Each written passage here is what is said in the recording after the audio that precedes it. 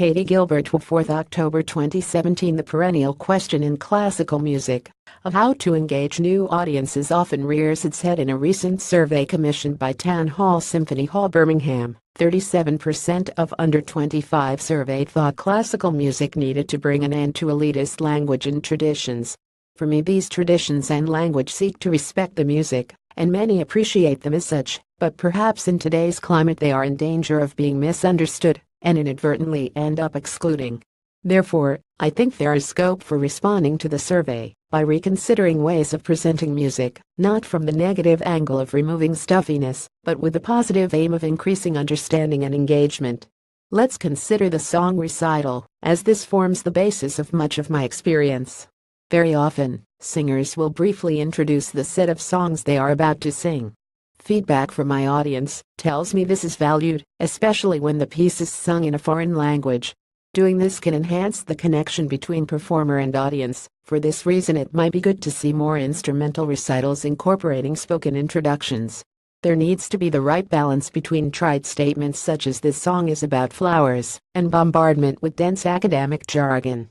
Clear, precise but non-patronizing language is needed, the font of good communication for all activities.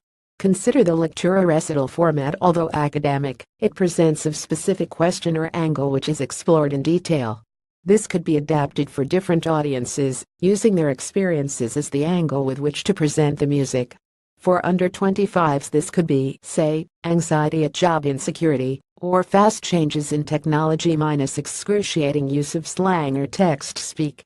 Another useful element of the lecture recital to use in a piece's introduction is to draw attention to specific parts of the music, verbally and with musical demonstration, in a lecture used to support the point, and in a piece's introduction to guide listening with signposts. Meaning is created in the audience's mind in the relationships between these points. What about doing away with paper program notes and song translations? I appreciate the need for them, but when I perform I see heads buried in paper, reading.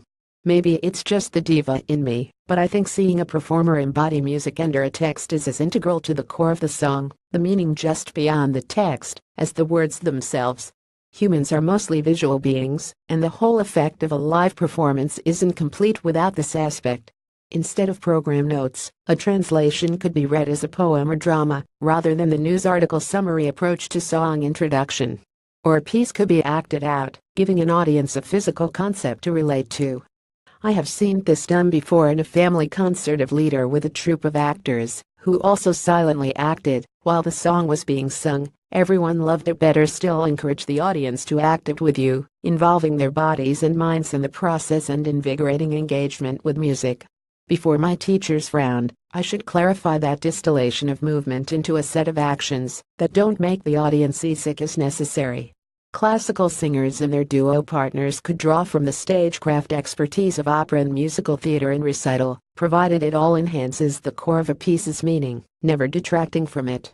A final idea is to reorder pieces in a recital, potentially breaking up the traditional balance of song sets and songs by the same composer grouped together, presented in chronological order in terms of relatable themes, rather than opus numbers. D. A set of Money or Trees songs. Returning to the survey, 40% of all respondents thought that concerts needed to be performed outside concert halls and in more everyday places. Perhaps part of the reason people go to concerts or the theater or ballet is to have a special, rather than an everyday experience, with an out-of-the-ordinary location an integral part of that. Music to me is something special and extraordinary. There is a danger of ending up making it too mundane in the attempt to be relevant. But I would also argue the presence of music can make an otherwise ordinary place seem like the most special in the world at that moment, and the part of me that wants to bring this specialness to everyone perhaps needs to meet people where they are and want to be. This could include engaging an online audience with video demonstrating a piece as described above. However, I might draw the line at car parks, far too hipster.